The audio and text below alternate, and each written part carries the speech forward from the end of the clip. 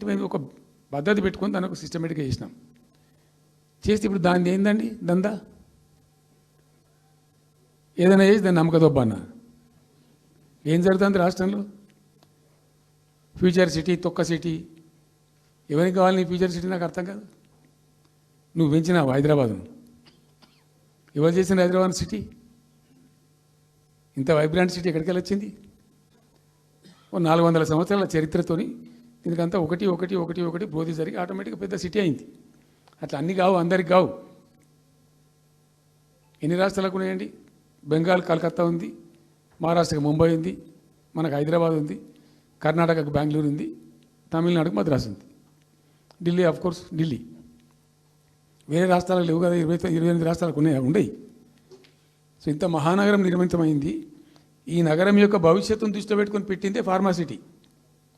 ఈ సిటీ మొత్తం గబ్బులు వేసిపోవాలి ఇక్కడ దాంతో, నువ్వు తీసుకుపోయాలి ఫ్యూచర్ సిటీ, తోక సిటీ. ఏందన్నట్టు ఇది? అన్ని దిక్కుమాలిన పాలసీలు, రియల్ ఎస్టేట్ బ్రోకర్ దందా తప్పిది ఇంకోటి లేదు. అన్నీ కనబడతాయి మనకు.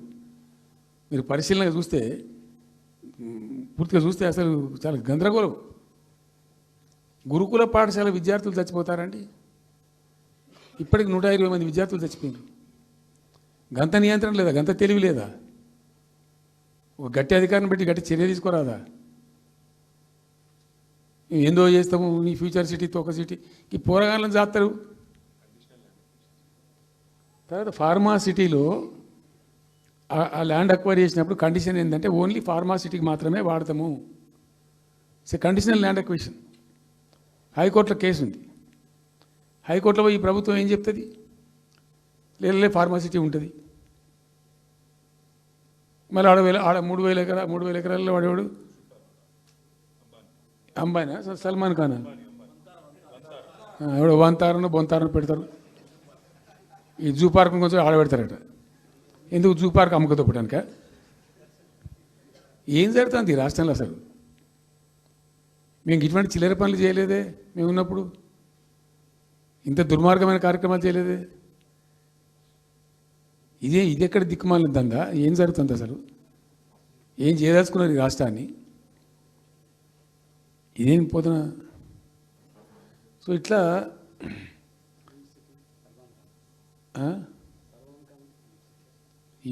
అది ఏందో నేను ఒక్కటే మాట్లాడుతున్నానండి.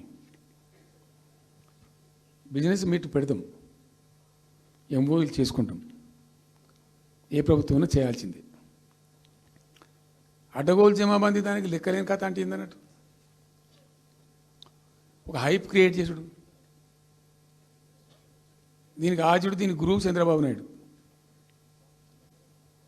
ఇప్పుడు చంద్రబాబు నాయుడు చెప్పిన లెక్కల బిజినెస్ వచ్చేది ఉంటే, ఎంఓయూలు సక్సెస్ అయ్యేది ఉంటే, ఆంధ్రప్రదేశ్లో ఈ పాటికి 20 లక్షల కోట్లు వచ్చి ఉండాలి. ఆయన ఫస్ట్ టైం అలా సీఎం ఉన్నప్పుడు ఆ ఊళ్ళో పెట్టే కదా, వైజాగ్లో, అమరావతిలో కాదు వైజాగ్లో పెట్టిండు. వైజాగ్లో ఎవరైనా వెళ్ళి ఎంఓయూలు చేసిన వాళ్ళంటే వంట మనుషులు అని చెప్పిండ్రు. ఆ స్టార్ హోటల్లో ఉన్న బయట వంట మనుషులు, వాడు ఎవడ సప్లై చేసేటోళ్ళు, వాడు వచ్చి కూర్చోపోయి సంతకం పెట్టే పెట్టిండు వాడు పాపం. అవునా అంటే పాపులర్ అయింది అది. ఇప్పుడు మరి ఎక్కడ ఆ పెట్టుబడి ఎక్కడ చెప్పండి? ఆఖరికి 10,000 కోట్లు అన్న రావాలి. 15 లక్షల కోట్లు, 6 లక్షల కోట్లు, 8 లక్షల కోట్లు.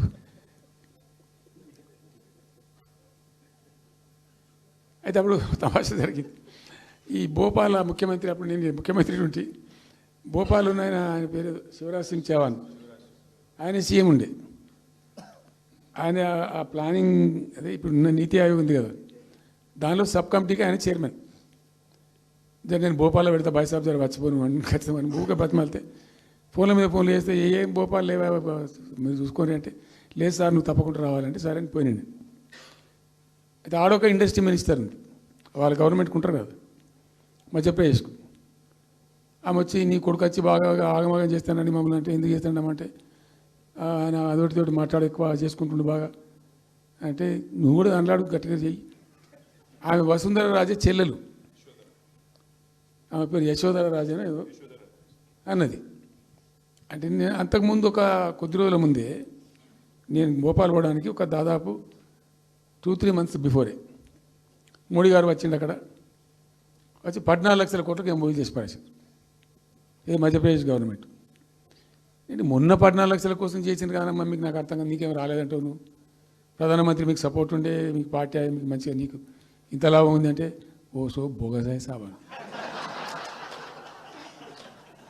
ఆమె నేను అతను ప్రామిస్ చెప్తాను. నేను ఐ వాజ్ షాక్డ్.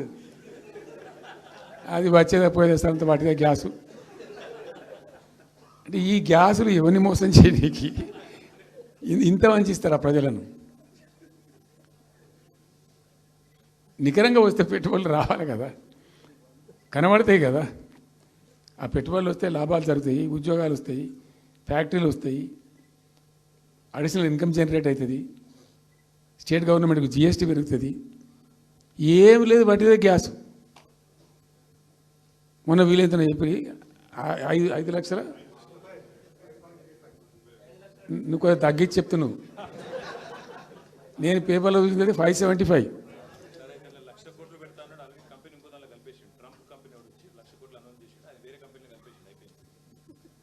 ఇట్లా ఇది ఏమి ట్రంప్ ఓడికి గింపి ఇదంతా ఏం పంచాయతీ? ఇట్లా ఇట్లా ఈ మోసాలు చేసి ప్రజలను ఎంతకాలం పంచిస్తారు? రియల్గా కాంక్రీట్ టర్మ్స్లో రియల్గా రావాలి, కృషి చేస్తే నిజంగా తండ్రాడాలి. మా గవర్నమెంట్ వచ్చిన నాడు హైదరాబాద్ నుంచి సాఫ్ట్వేర్ ఎక్స్పోర్ట్స్ 57,000 కోట్లు ఉండేనండి. మేము దాన్ని 2,47,000 దాకా తీసుకుపోయినాం. స్టెప్ అప్ చేసుకుంటూ వాటిని నరికితే గాలిలో మాటలు చెప్తే వస్తాయా? మేము బిజినెస్ మీట్లు పెట్టలే, కాంక్లేవ్లు పెట్టలే, ఏం లేదు, పరదాలు కట్టలే. బెస్ట్ పాలసీ చేస్తే ఆటోమేటిక్గా అట్రాక్ట్ అయి వస్తారు. నేను చెప్పిన అప్పుడు ఒక ఆయన ఉండే, పాప ఆయన చీఫ్ సెక్రటరీ కూడా రిటైర్ అయ్యాడు. ఆయన పేరే ఉండే మాధవరావు అల్లుడు ప్రదీప్ చంద్రకు చెప్తే ఆయన పాలసీ తయారు చేయమని చెప్తే తెప్పించండు. పాపం చాలా దేశాలకు తెప్పించండు. ఒక 50 సార్లు రిజెక్ట్ చేసిండు. ఇట్లా కాదు, నాకు కాంక్రీట్ కావాలి, ఇంకా మంచి కావాలి అని చెప్పి చాలా కష్టపడి చేసిండు. I must appreciate him. The best policy was brought in.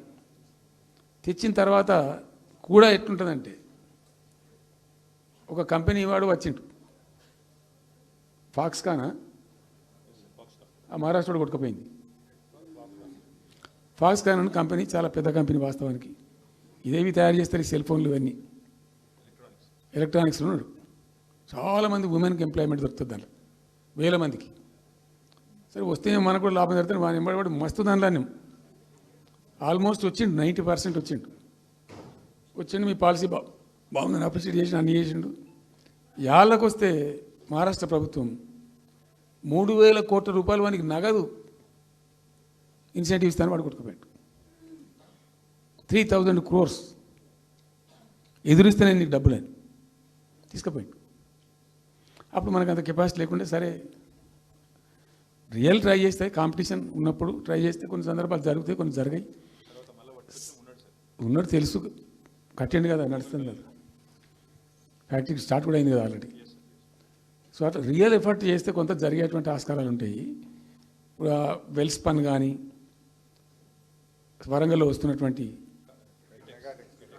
Mega textile పార్క్లో కైటెక్స్ కానీ, చాలా వాళ్ళు ఎంబడివాడి తనలాడి తిప్పలవాడి అది చేసి పట్టుకొస్తే ఓటి సమకూరుకుంటూ పోతుంటుంది.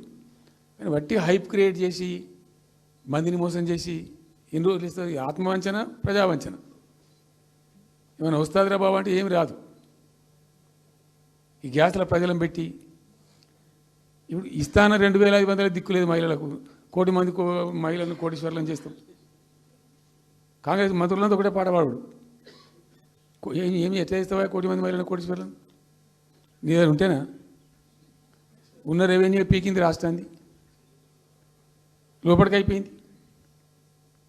మేము ఉన్నప్పుడు గ్రోత్లో 50% లేదు. అసలు మీ గ్రోత్ గురించి అవగాహన ఉందా?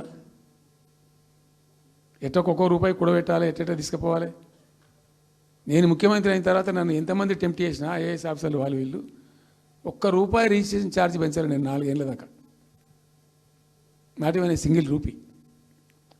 ఉల్టా నేను వాళ్ళని పిలిచి మీకు ఏం కావాలి, రియల్ ఎస్టేట్ బాగా మంచిగా చేసుకుపోవాలి, హై క్లాస్ రావాలి అంటే ఎట్లా?